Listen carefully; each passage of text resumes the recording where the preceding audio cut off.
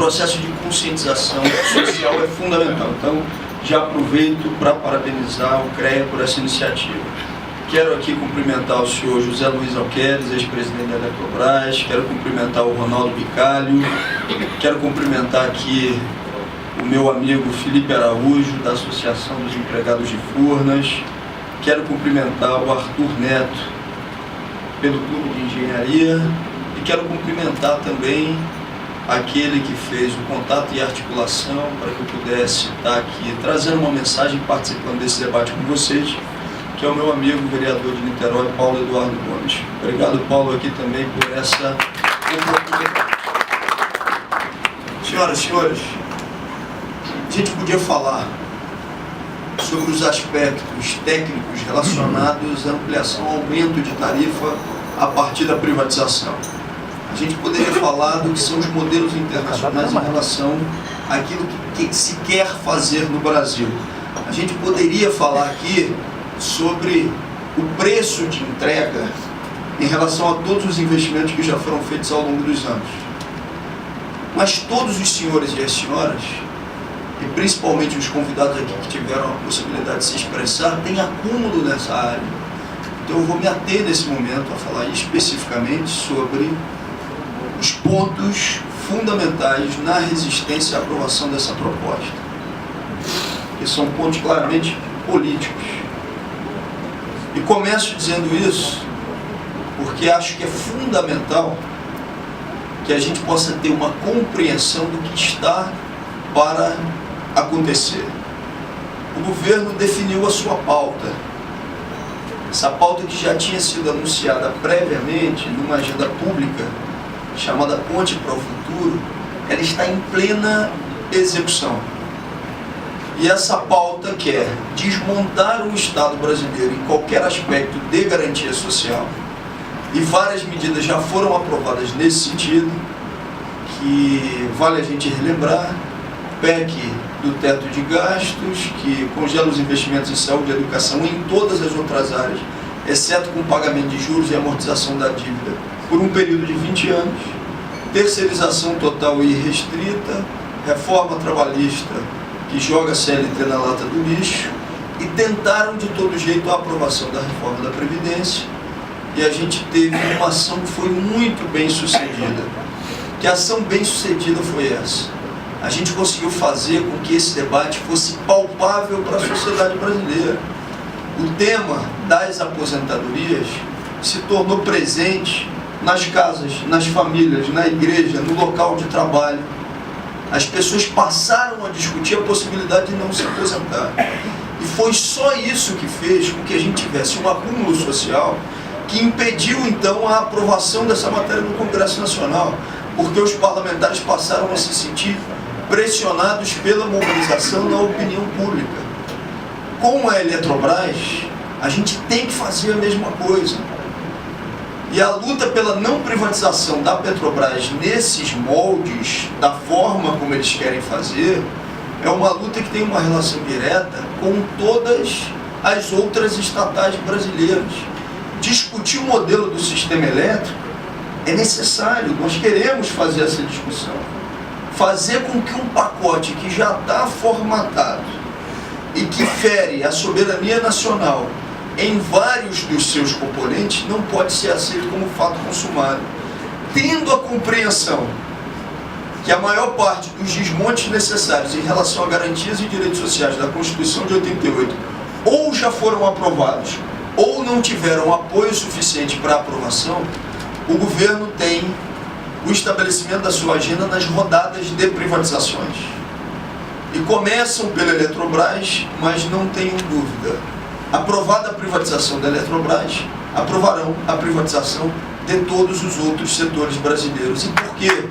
Porque os trabalhadores da Eletrobras hoje, e aí eu falo do ponto de vista institucional, são aqueles que estão mais mobilizados e articulados na resistência à aprovação desse projeto de lei. Se a Eletrobras cai, as demais estatais cairão. Há pouquíssimos dias, hoje eu falei com o representante do Sindicato da Casa da Moeda, acabam de ser demitidos mais de 200 trabalhadores da Casa da Moeda do Brasil. A Casa da Moeda fica aqui na zona oeste do Rio de Janeiro.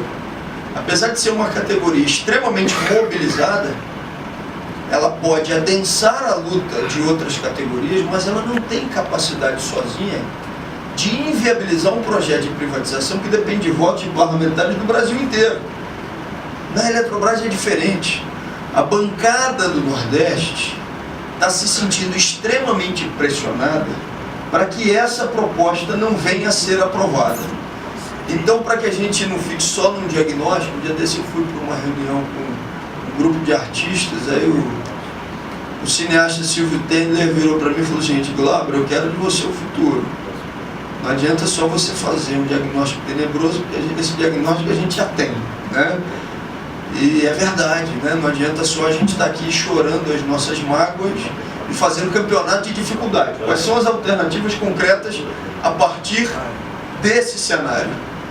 Dialogar com os representantes das outras estatais para que a gente possa adensar a luta contra a privatização da Eletrobras. É na privatização da Eletrobras que a gente tem que concentrar os nossos esforços agora, com a compreensão de que existe um modelo, um projeto colocado de Estado mínimo. Modelo esse que não é de Estado mínimo para todas as áreas. É Estado mínimo nas garantias sociais e na defesa da soberania nacional, mas é ampliação do Estado punitivo.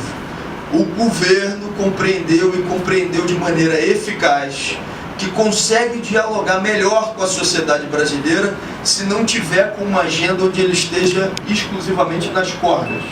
Ele precisa de uma agenda que tenha apelo popular. E que agenda é essa de apelo popular? A agenda de ampliação de penas, ampliação de tipos penais. Do número de crimes, a gente já tem mais de 1000 tipos penais no Brasil, mas semanalmente a gente tem votado na Câmara dos Deputados a ampliação de tipos penais. A intervenção no Rio de Janeiro, ela tem exatamente esse elemento, o elemento de fazer com que o governo consiga dialogar de uma maneira mais eficiente numa agenda que o leva às cordas. Sociedade brasileira, quando perguntado, e aí não é o meu instituto de pesquisa, é o Datafolha, quando perguntado se a população brasileira era a favor da reforma da Previdência, a maioria absoluta disse que não. Isso a gente já imaginava. Perguntado sobre a reforma trabalhista, também a maioria dos brasileiros disse que não. Também imaginava. Perguntado se eram a favor do congelamento de investimentos em saúde e educação por 20 anos, eu imaginava que o povo não estava nem ligado nessa discussão. A maioria absoluta disse não. Mesmo aquele que não entendeu, já entendeu que é contra ele. Ele falou não. E já disse e deu indicativo de que não, né? Quando perguntado se era a favor das rodadas de privatizações, de cada 10 brasileiros, também pela pesquisa da Datafolha, 7 disseram que eram contra. Então a gente tem maioria social para brecar essa agenda. E essa maioria social necessariamente tem que se transformar em maioria política que faça com que essa matéria não venha a ser aprovada. E aí eu já tomo a liberdade de deixar aqui um indicativo. Representantes de outros segmentos, outras estatais, porque essa guilhotina é parcelada, se não for agora vai estar na próxima rodada, que a gente consiga adensar o projeto, a proposta de reação à privatização da Eletrobras. Ah, mas não tem que ter modificação e não tem que ter um novo modelo no sistema elétrico brasileiro. Essa é a tarefa da soberania popular através de eleições. É claro que precisamos. Vamos discutir e acumular qual é o modelo que a sociedade brasileira quer. E que esse modelo seja apresentado pelos candidatos nas eleições e que aí sim a população brasileira decida o que quer colocar em prática. O que não pode é um governo com 4% de popularidade que não apresentou esse programa no período da campanha eleitoral, querer empurrar por goela abaixo sem nenhuma discussão com a sociedade brasileira. Me desculpem, mas aquela discussão do golpe, quem votou na Dilma, votou no Temer no segundo turno, além de ser superficial, essa discussão não vai ao cerne da questão. O cerne da questão é quem apresentou esse programa na campanha eleitoral de privatizações. Nenhuma das candidaturas. Nem a candidatura de Dilma, nem a candidatura de Marina, nem a candidatura de Luciana Genro e nem a candidatura do Aécio. E existe algo que fira mais a Constituição brasileira do que você ter a implementação, não é de um projeto, de um programa completo que não foi sequer discutido em eleições.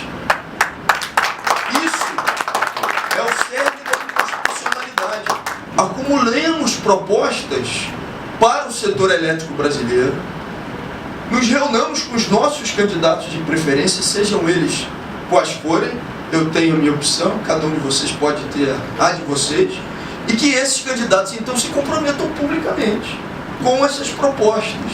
Agora, o que não dá é que uma matéria como essa seja colocada de goela abaixo. Eu queria terminar, porque eu imagino que meu tempo já esteja esgotado, dizendo e dialogando também com as senhoras e com os senhores sobre a necessidade da gente ter uma frente ampla, não só na discussão de um projeto de defesa do interesse da soberania nacional, mas que a gente tenha uma frente ampla também de resistência, porque esse primeiro semestre do ano de 2018 vai ser aquele em que se tenta entregar tudo muito rapidamente. E por quê? E eu termino por aí. Não existe chantagem mais eficaz do que aquela que te diz: se você não tocar esse programa, você vai para a prisão. E o senhor Michel Temer sabe que se não tocar esse programa, ele está ganhando tempo até o final de 2018.